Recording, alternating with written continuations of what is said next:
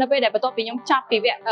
សិក្សានៅថ្ងៃនេះខ្ញុំយល់ឃើញថាយើងគួរតែលើកកម្ពស់សិទ្ធិកុមារដោយសារកុមារគឺគាត់នឹងលូតលាស់ធំធាត់តទៅមុខទៀតហើយបើសិនជាគាត់ទទួលរងនឹងការប៉ះពាល់ទាំងផ្លូវចិត្តនិងផ្លូវកាយវានឹងធ្វើឲ្យការលូតលាស់របស់គាត់មានបញ្ហាអញ្ចឹងខ្ញុំគិតថាគម្រោងយុវជននៅបតំនេះគាត់អាចចូលរួមលើកកម្ពស់សិទ្ធិកុមារបានឬក៏